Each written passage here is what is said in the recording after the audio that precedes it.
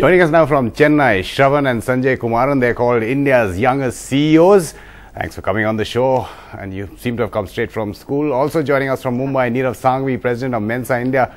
Neerav Sanghvi, just coming to you, perceptively, by perception, all of us have what we call, who describe people as intelligent and not so intelligent. But tell us more about these specific tests.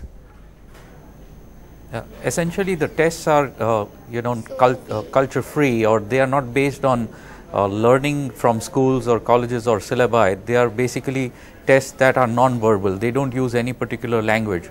For a multicultural country like India, it's very necessary to use such tests. Sanjay, just coming to you now, we did a story with both of you, I think possibly in July or June last year. That time, the apps that you had programmed and designed were already downloaded 10,000 times in 30 countries. What's it like now? Now we have over 25,000 downloads in over 45 different countries. And tell us how you actually started this. And we also have a... Yeah, go ahead. Yeah, we also have about 5 apps now on the App Store. Wow. Last time we spoke to you again, if I can talk to Shravan now. Shravan, you had said that your dream was to get an app up which would help children who had missed their classes or were not in class. Have you managed that yet? No, we're just thinking on how we are going to exactly do that right now.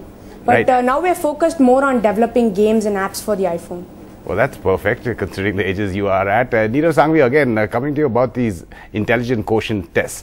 How do they transform in terms of real life? If a person is performing exceptionally on those tests, are they really, as we put it, more intelligent than people like Albert Einstein? We do know, of course, that Albert Einstein failed in his maths class.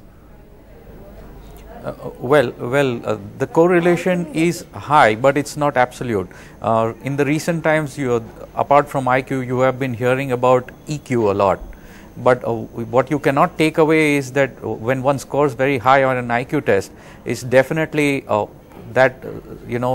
some innate talent is already there, and how it is to be groomed and how it is to be translated into intrapersonal and interpersonal results, and then of course translating into other parameters, that really will be the the real intellect of the person, apart from having the innate skills. Right. There are two people who are converting those innate skills, it seems, or have honed them, Shravan and Sanjay. Shravan, you first, and then Sanjay, you answer this question. How did you get into this? Apparently Bill Gates and Steve Jobs are your icons. Yes, Bill Gates and Steve Jobs are our inspiration. So Bill Gates, in his marketing strategies, the way he sells his product in just a few seconds, and Steve Jobs in his UI and UX. The Macintosh, if you have seen, it's so good in UI from tip to top. It's awesome, and I just feel like using it. It's more like that. But we were very interested in computers since very young age. So then we were also curious on what exactly what are the different things we can do in computers. So then we started to, we got a new desktop, and then we started to use Paint, QBasic, and we also did many other stuff. And then we started with Java, and then we got a new MacBook Pro. So then we started to develop for the Android, and then later for the iOS. Right, and your little brother there, you're talking about games, etc. Tell us a little bit more about the games you're developing. So we actually don't exactly, we develop also games, but we also develop other categories too. So the main category which we develop on is games, but we also develop for the education and convenience. So our apps are, the first app which we developed was a game, and its name is called Catch Me Cop. So this app has been downloaded in over 42 countries, and so this was one of our first apps which we had released on the App Store. So this app had got about 500 downloads on the first day. And so this app is mainly about you're the notorious con who has escaped from the prison, and there's a nationwide hunt for you. So there are about 3 levels, and in each level there's a cop that tries to chase you. So if you get caught by the cop, you lose, and as you keep escaping, you get more coins. So if you get 3 coins, you go to the next level. Okay, just coming to you. This is our first app, and then our second app. Yeah. Go on.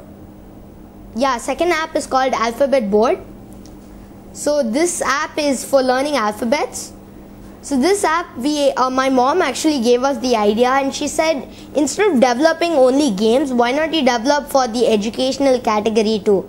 So this app is like without the parents' help, the child can go and learn their alphabets. Great. So this actually came to big use, and this got 5 out of 5 on the Apple App Store. Wow, 5 out of 5 on the Apple App Store. Quick word, So as you were telling? last word from Neerav Sanghvi. Neerav Sanghvi, what would you do for the other 98 percentile of the population, which includes people like me? You give us a inferiority complex. No, not really. In fact, Mensa has been accused of being extremely elitist, but what I can say is it's extremely democratic. It comes from the Latin word for round table, which means everyone is equal. And essentially, it's, every society has its criteria. Mensa has the top 2% of the general population on the basis of score on an IQ test. Right. So I would definitely refute that.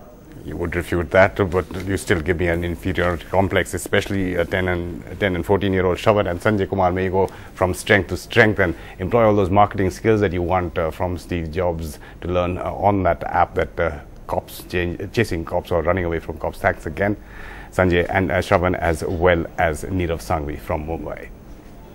That's it on the show tonight.